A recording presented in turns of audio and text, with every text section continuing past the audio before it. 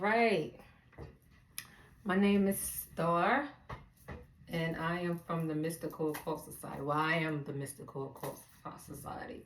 I'm the founder, CEO, and Mystical Occult Society is just basically a society of people that are free thinkers. So it's like no leader, no followers. It's just individuals that are free thinkers. So, and everybody have something to give to the movement or to the organization. So, and also I wanted to say that I am working on a trilogy. It's going to be dope. It's going to be a horror thriller, and um, from doing my extensive research and going into some of the one of the top, actually the largest occult research center in the entire world that I was able to get into, that I manifested, and actually got to do some more research. So from that research, from them opening up the vault and giving me, like, let me tap into one of the oldest ancient occult books there is, only copy, first edition. um I was able to gain a little bit more research and tap into some of these portals. um so from that research and just all my research, all my scholarship, I am working on a trilogy, a horror thriller, and it's going to be really dope. So you guys stay tuned for that. But today, I wanted to talk about hauntings. Hauntings, thought forms, and DMT. So, um, a few years back, and let me just say, as an occultist, you know, there's never really a right or wrong answer because things change constantly. So sometimes when we think that we know the truth, or sometimes when we think that we got all the answers figured out as an occultist, you got to realize that it's always two sides of the coin. We think that this is the ultimate, but in actuality, a lot of times it's not. And there's always room for more research. Every day you should every day you should learn something new. Every single day you should learn something new. If not, you're failing yourself. So if it's out of a book or just speaking with somebody, but you should learn something every day. You should just learn something new. So in my journey and my research, and I've been on this occult journey for probably roughly maybe 16 years, I would say. Is when I really started kind of like tapping in, but now I'm like in deep. One thing that I noticed in reading a lot of these occult books or these metaphysic books or these esoteric books, however you want to say it, all falls under the same umbrella. But one thing that I do notice is that all these occultists, from Beverly Pascal Randolph, from Dion Fortune, from just some of the others, I can't think of them off head, but they always talk about the astral plane, which is very key. So you must understand how the astral plane works. Now, a few years back, I did a video on the astral plane, and I mentioned that the astral plane is within, which it is within. Is definitely within, but there's like different levels of it. It's within, but it's also on the out,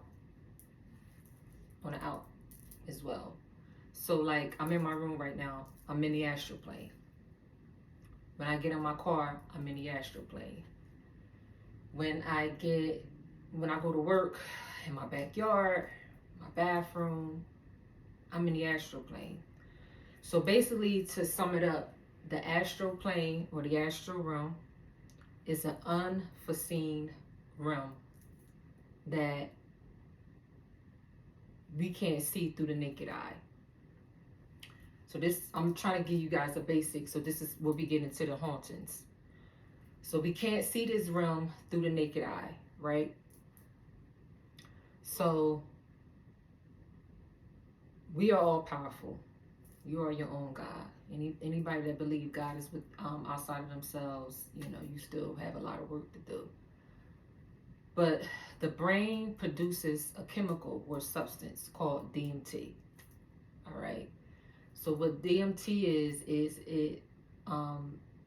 a hallucinogenic, and it's in different plants, different mushrooms, herbs. It's in different things. It's everywhere. But the brain produces a small substance of this every night before you go to sleep. This is the only way that you'll be able to kind of like tap into the astral plane. Like you're in it, but for you to get full access to it and for you to see it completely, the brain has to submit this chemical. That's the only way. It has to put you in a hallucinogenic state. So your body goes through all these processes as you're preparing for sleep. The chemical secretes, and then you start to see all the beings, all the entities, all the spirits, all the lost souls, all the different places. You start to see them because they're here. Like I have spirits in my house. I have spirits right now in my room looking at me. You have spirits in your room looking at you as you speak, as you drive, as you eat. They're looking at you. There's lost souls, there's deities. You don't, and then you wonder, like when you go to sleep at night and when you dream, you're like, wow, like it just seems so real. It is real. It is real. It's just the veil, and as the veil gets deeper, as the veil gets thinner, the astral realm becomes more. You can even see it more clearer. I also had made a post on a book about cats. So Kemet, the ancient Egyptians, Kemet, they worship cats. Cats are very powerful, and they're able to see when they mean that they're able to see through the different realms.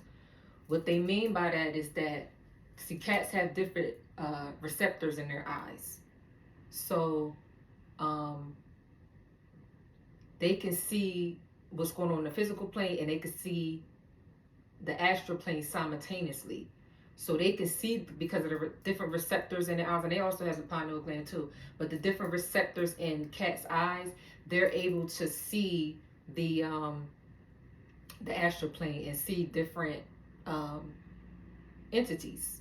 So let me give you an example, and I'll share this for a few people. But since I'm doing a video, I'm gonna go ahead and share this. So let me give you an example. So about a month ago, my cat, she would be posted up. She was posted up under my bed because my bathroom is like directly across from my room. So she was posted up in my children's bed, under the bed, like staring at the bath, like her eye, like she just kept staring, like guarding it, staring at the bathroom. And I'm just like, wow, like, Penelope, what are you doing? Like she was on guard. And so shortly after that, I went into the astral plane in my room, and once the DMT, we talked about the DMT, the chemical that puts you in a hallucinogenic state. And a lot of times you'll see it through. Sometimes you'll be between both realms. You'll be between the physical realm and you'll be between the astral realm. So I was I was like halfway asleep, halfway up, and then I was looking directly at my bathroom, and so it was this entity. It was behind like the bathroom, but it couldn't come out the bathroom. It was behind the bathroom, and it was just like taunting me, but it couldn't come out the bathroom. So once I was fully woke, I know the entity was still there, but see, now I'm back on the physical plane. So once I was fully woke, I did a banishing ritual. Actually called up one of my members, and we did some work. went back into the astral plane. It's still there. Get back up, got up again, did another banishing ritual. Okay, so now I had to do something a little stronger. Now, all right, so now this entity is done. So let me tell you why this entity is in the bathroom. Because most of us, we all know we all have mirrors in the bathroom. So the mirror is a portal. Supposedly, you're supposed to cover your mirrors at night with like a black sheet at night. You're supposed to cover them because entities come out of that portal. You still can't see them because on the physical plane, the vibratory rate is so low, so you only could kind of like see with your two eyes until you go into the sleep world or the astral plane, which that DMT secretes, and then now you'll be able to see all this shit. So, most occultists, and specifically Pascal Beverly Randolph, talked about mirror magic. Mirror magic is very powerful, but it's not like these Walmart mirrors that you get, Target mirrors. It's like you got to go to an antique shop and get one of those like antique mirrors, like one of them mirrors from the 1800s, 1900s. Like that's the shit where you do the mirror magic. I mean, you can do some basic shit with mirror magic with a basic mirror, but it's like it's not going to be as it's really not going to go down because it's the way the mirrors are made. And a lot of times when these occultists was doing mirror magic, they was trapping entities and spirits on those mirrors. So like these regular mirrors, yeah, I mean, you really can't do too much, but it's still a mirror and entities still can come out. So somehow, I don't know, the portal opened, came through the mirror, and it was trying to work on me through the astral plane. So, like I said, to go back to that, I did the banishing ritual on that. Didn't see it again, right? So, just to let you guys know, you create your own narrative. You're the master of this shit. You're the gods of this shit. You create your own narrative. You do your own work. So, all right, so let's continue with the hauntings. So, everybody's place is haunted because these lost spirits, these lost souls, these entities, they're here, they're on earth, they're floating around. Again, you can't see them, they can see you. You can't see them until your astral body floats through this other world.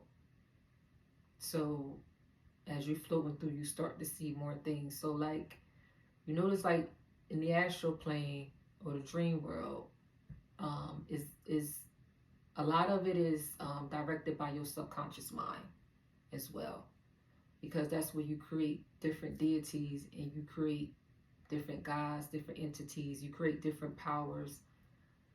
Like, you're talking about the Orishas and things like that. They do exist in these planes. They do exist in the astral plane because you have like the higher plane of the astral plane, then you have the lower. And we talked about this before when we did the video, the Shamhain video, back in October, when I made when I was talking about Stephen King, and I actually saw a documentary of his, and he was just basically saying how he was a kid and just kind of let his imagination go wild, and he just started just creating these monsters. So, and yeah, as a kid, we're definitely more powerful because we create some of everything through our imaginations. But to like go back to the astral plane, so you have all these different entities, deities. You have lost souls, souls that basically when you transition on, you're floating around into the astral plane to reincarnation.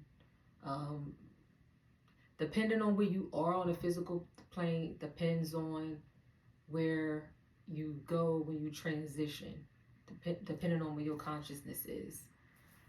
Um, when you transition, your body also lets out massive loads of DMT, massive loads. So as your astral body starts to float in, you're really going through the realms. You're really, really, truly going through the realms.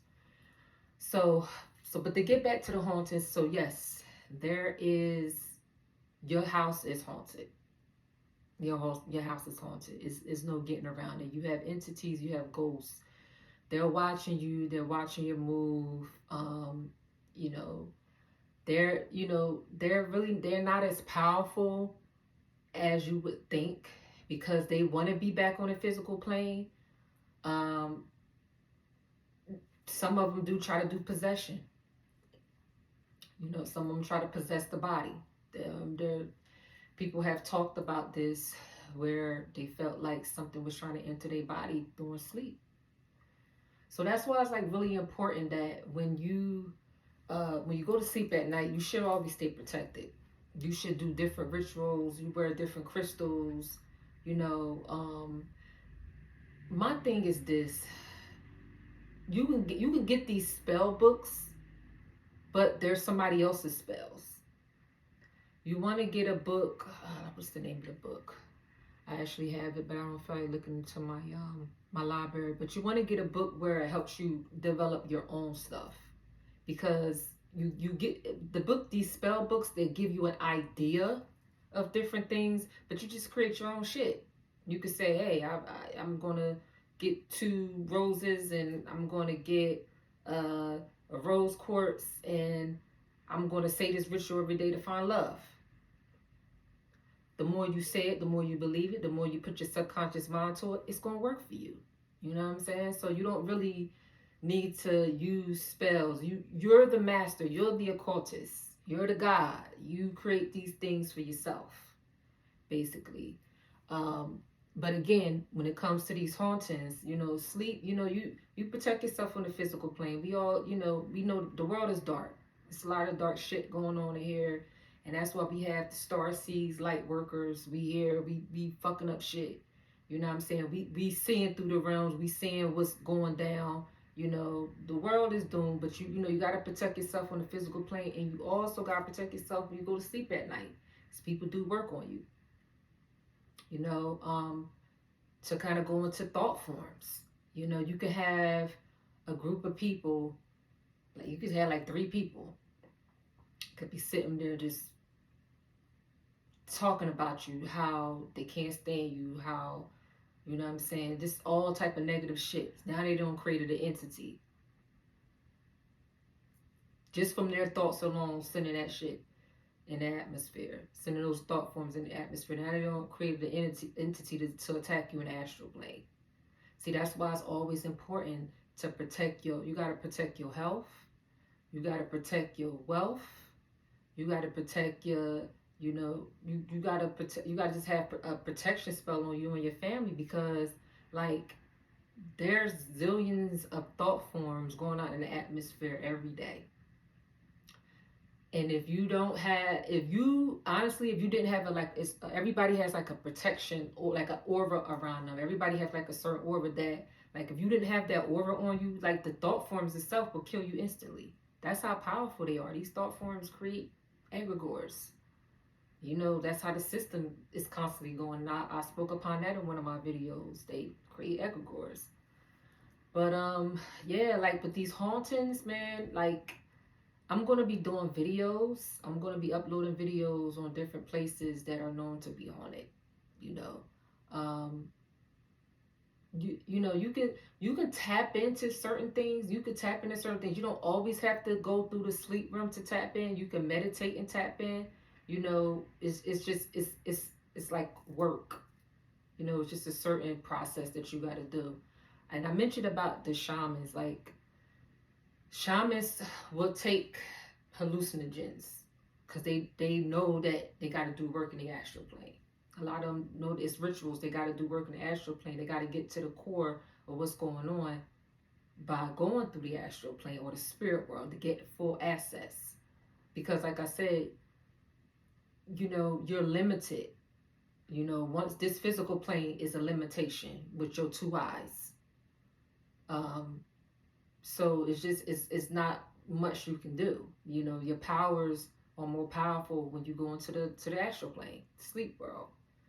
You know, so but to get back on hauntings, yeah, you know, you can't get around it. You can't get around these ghosts and these entities. You can't. They're gonna haunt you everywhere you go. I mean, just all of a sudden you just sitting there. You just like a feel like somebody maybe blowed on your neck or something like that. Like you can't get around them. You know, they're everywhere. You know, they can't harm you. I mean, the astral plane, yeah, absolutely. That's why some people don't be waking up. That's why some people be at war. Like, absolutely, they can harm you in the astral plane. They could try to possess your body too. You know, so you just gotta just kind of like really be careful. You know, with when you dealing with that, you got to be careful. You know, when you going into that plane because it's real, and it's the veil is getting thinner. You know, these portals is opening up every night, and if you notice, there's certain times of the night, probably at the witching hour, between the witching hour, maybe between 1 to 5. You know, people be doing work while you sleeping. People doing magic. People trying to open up portals and open up these entities and trying to see what's going on. You know, so you know, I try to tell people you just gotta really stay protected. You gotta know what you're doing. If you move into a new house, you know, you not them spirits is not gonna go nowhere. You just gotta know how to protect yourself if you face them. So when you go in that plane, if you face them, you just gotta know how to protect yourself, basically, because they're not going nowhere. You can sage all day long. You can take a Palo Santo all day long, but it's just they can't harm you. But when you go, you just gotta like protect yourself before you go into the astral plane, or the dream realm, or the spirit world, basically. You know, um, you know you ask some your ancestors, or you know you create your own deities that's gonna help you. You know, like you know, we always talk about crystal magic, and I remember one time going through the spirit world. I had bags of crystals, and it was just like it was these entities. They was running after me, and I just had bags of crystals, and I was just throwing them at them. Every time I throw them at them, throw a crystal at them, they were blowing up. So that's where crystal magic works.